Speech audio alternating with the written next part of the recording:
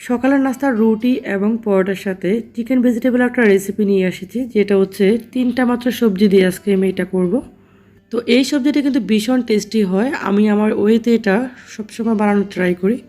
তো এটা কিন্তু রুটি এবং পরোটার সাথে ভীষণ মজা লাগে। তো সম্পূর্ণ রেসিপিটি যদি ফার্স্ট থেকে লাস্ট পর্যন্ত সম্পূর্ণ ফলো করেন তাহলে বুঝতে পারবেন যে এটা অনেক টেস্টি একটা রেসিপি।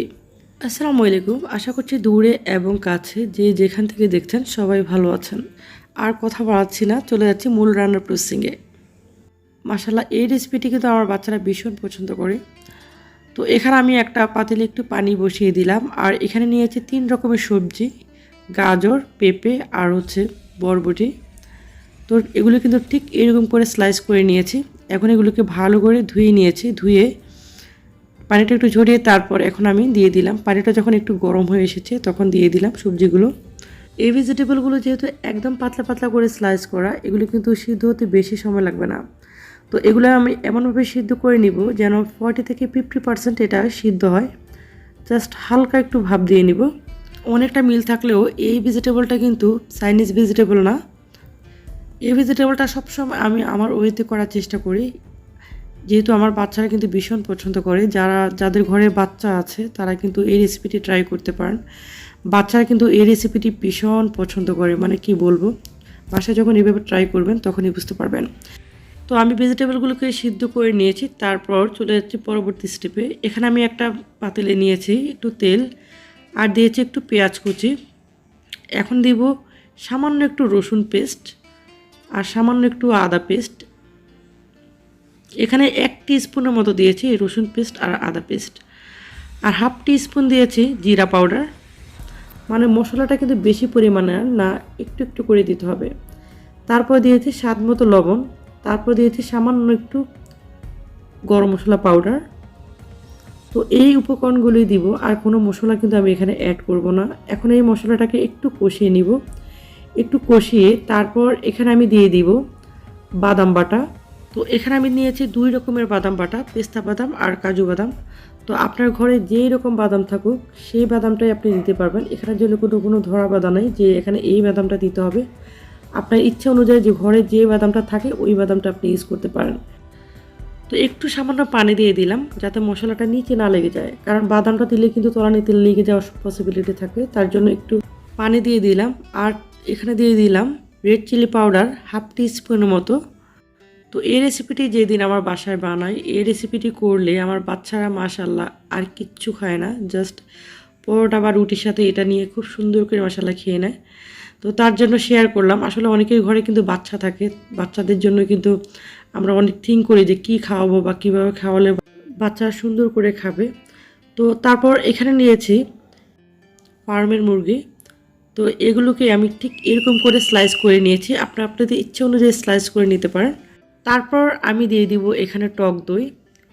বাদাম আর টক দইটা দেওয়ার কারণে এটা এতটা টেস্টি হয় যে কি বলবো। জাস্ট আপনি বাসায় যখন একবার ট্রাই করবেন তখন বুঝতে পারবেন যে এটার টেস্টটা কতটুকু।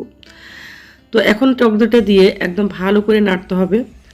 আমি যে উপকরণগুলোকে একদম ধাপে ধাপে দিচ্ছি এভাবে আপনারা দিতে পারেন। তো এখানে দেখুন আমি 2টো কাঁচামরিচ একদম মাঝখান থেকে কেটে দিয়েছি, কারণ কাঁচামরিচগুলো কিন্তু বেশ ঝাল। আর আমি যে রেসিপিটি করছি এটার মধ্যে কিন্তু অতিরিক্ত ঝাল কিন্তু এটা কিন্তু ভালো লাগবে না। তো আমি ওই অনুযায়ী দেখুন লাল মরিচগুলো দিলাম একদম সামান্য। তারপর এখানে আমি 2টো কাঁচামরিচ মাঝখান থেকে কেটে দিয়েছি। ঝালটা কিন্তু বেশি হওয়া যাবে না, কারণ এই রেসিপিটার সাথে কিন্তু ঝালটা বেশি যায় না।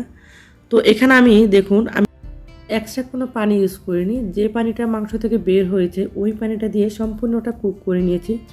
তো এখন এটা কিন্তু আমার কুক করা শেষ, আমি চলে যাচ্ছি পরবর্তী স্টেপে। এখানে আমি একটা প্যান নিয়েছি, প্যানের মধ্যে দিলাম সামান্য একটু তেল দিয়ে তারপর একটু দিয়ে দিলাম পেঁয়াজগুলোকে কিন্তু একদম কুচি কুচি না, ঠিক এরকম করে স্লাইস করে দিলাম।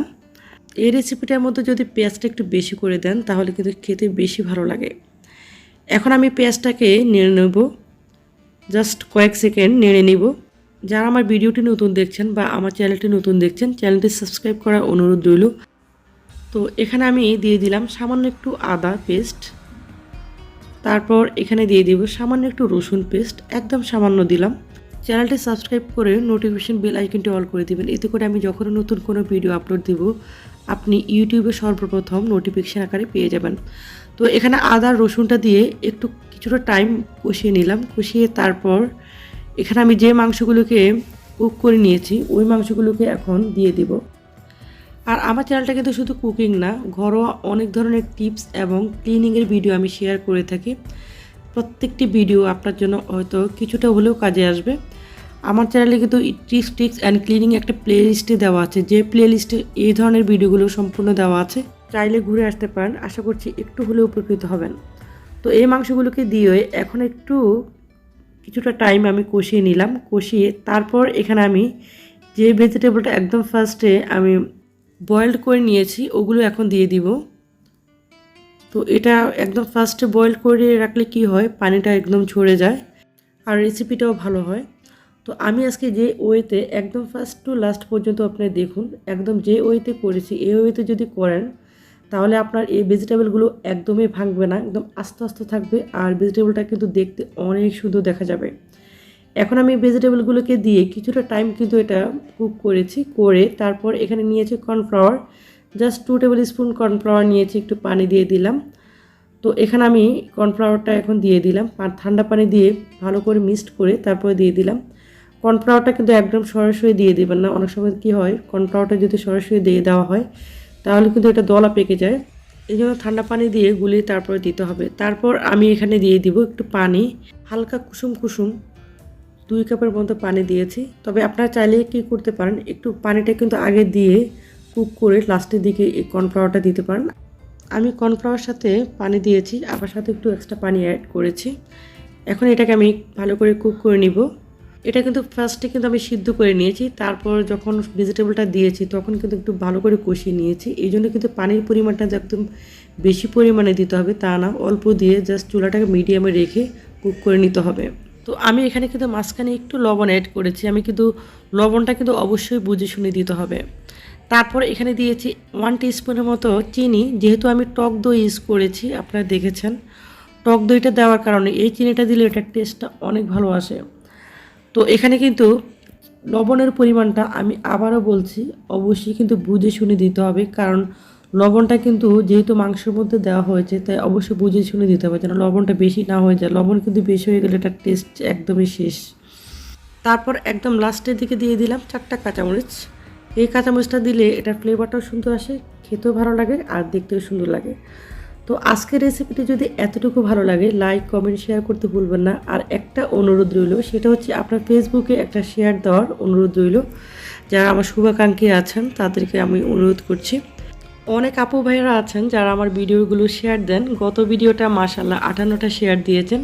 তো আপু ভাইদেরকে অসংখ্য ধন্যবাদ। তো দেখুন এটার কালারটা যে সামনে থেকে এত সুন্দর হয়েছে যে কি বলবো, আর খেতে তো অসাধারণ।